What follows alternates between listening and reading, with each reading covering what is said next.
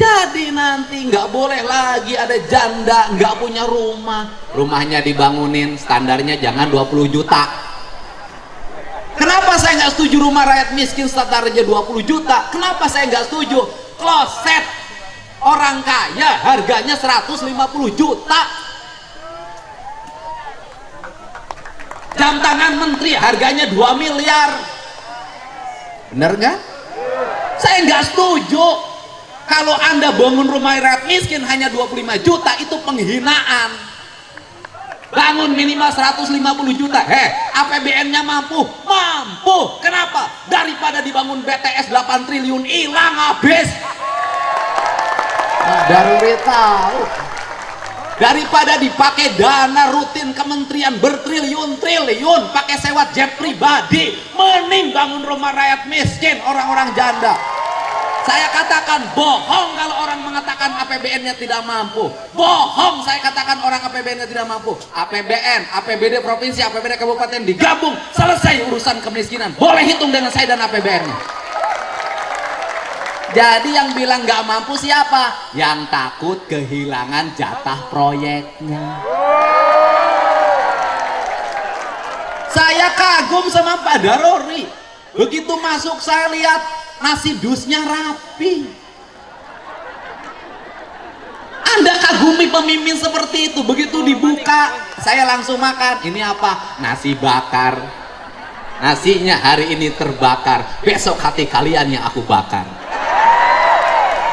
Seneng. Begitu masuk tendanya rapi. Ini ciri anggota dewan yang memuliakan rakyatnya, yang memuliakan pemimpinnya. Dibanding dikumpulin pakai kaos harganya 25.000, bininya pakai baju harganya 15 juta. Saya nggak setuju rakyat dikasih kaos murah, nggak setuju. Itu penghinaan. Dipakainya 5 tahun terus nggak berhenti. Nanti anggota dewan kasih tuh rakyat kaosnya harganya 100 ribuan. Bener nggak? Nah, untuk itu, karena itu tugas terberat, saya katakan, Pak Prabowo bilang ada yang disebut paradok Indonesia. Apa itu paradok Indonesia? Emas kita penghasilannya tinggi, bauksit tinggi, nikel tinggi. Duitnya kemana? Batu bara tinggi. Duitnya kemana? Duitnya ke di tempat nikelnya, infrastrukturnya banyak yang hancur. Di tempat batu baranya miskinnya banyak. Yang menikmati hanya beberapa orang.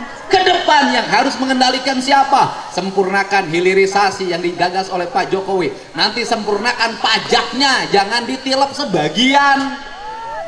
Setelah jadi uang pajak, duitnya didistribusikan, nanti dibagi. Desa berapa, kabupaten berapa, provinsi berapa, pusat berapa. Jangan dibikin tergantung semuanya sama pusat. Capek. Mending kalau punya anggota DPR-nya baik kayak Pak Daruri. Kalau enggak, ngemis-ngemis sama pusat. Negara bukan punya pusat, negara adalah desa yang terhampar di seluruh Indonesia. Itulah pemilik saham terbesar negara. Betul nggak? Betul nggak? Nanti diatur. Saya sudah hitung itu. Saya dengan Pak Prabowo pernah ngitung. Pak Didi, kata Pak Didi, nyelesain kemiskinan pertanian gimana? Gampang, Pak. Bagaimana? 1, pupuk jangan dibikin susah-susah.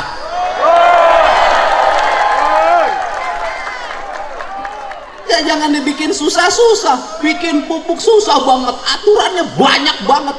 Bikin yang sebanyak-banyaknya, negara rugi, nggak apa-apa asal petani untung. Betul yuk? 2, saya katakan setiap buruh tani harus punya sapi. Bantuan sapinya jangan kayak kemarin-kemarin Pak, dari Kementan, kurus-kurus, tua-tua, nggak mau hamil lagi. Itu saya bagiin sampai 2 tahun ke saya, Pak, nggak sanggup. Kenapa? Sapi saya nggak bunting-bunting. Mungkin sama kamu lakinya kurang. Kasih dong sapi yang unggulan, yang bibitnya gede. Kalau bisa yang dibagiin yang sudah bunting, di IB dulu sama kementerian, baru dibagiin. Betul nggak? Satu petani dengan sebagai buruh tani atau luasan di bawah 1/4 hektar, kasih 5 ekor. Setelah itu kasih dana pendampingan, PPL-nya arahin, itu kotoran sapi jadi pupuk organik. Puterin begitu. Kemudian apalagi jamin kesehatannya, kalau sakit nggak usah susah. Bener rakyat pakai BPJS, bener, tapi banyak yang BPJS-nya nggak bisa bayar. Saya tuh kenapa kan Deddy ngomong gitu, tiap hari aku ngurus yang begitu. Masuk rumah sakit BPJS nggak ada, bayar dulu. Masuk rumah sakit, di rumah sakitnya nggak bisa nungguin. Kenapa? Berhenti kerja ngebecanya. Bener nggak?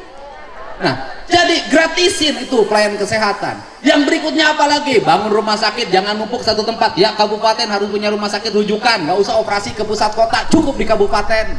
Turunin dokter-dokter terbaik di situ. Kemudian siapkan subsidi untuk apa? Kalau orang sakit, keluarganya harus disubsidi. Kenapa kan Deddy ngomong gitu? Suaminya sakit, bininya nungguin. Yang nyari duit siapa?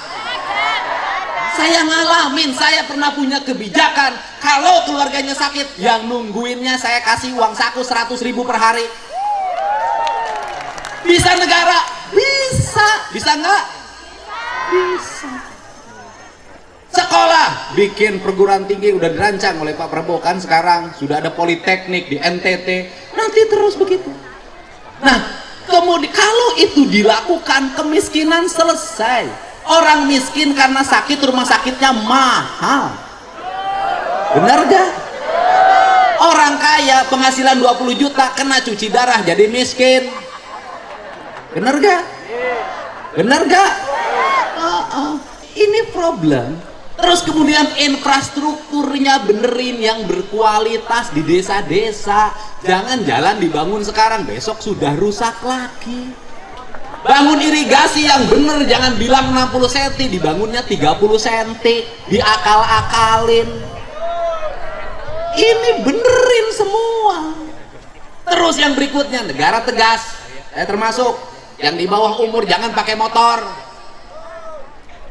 Saya sampai ngurus begitu, saya jadi bupati ngurus begitu, bikin aturan tidak boleh pakai motor ke sekolah. Kenapa? Di bawah umur pakai motor merusak hidupnya. Dia tiap hari kerjanya main HP sama motor-motoran, ibunya sampai hitam legam di sawah begini, rusak generasi. Apalagi, nah, bikin aturan, ini Jawa Barat. Aturannya apa? Mereka yang hajatan boleh hajatan kalau punya uang.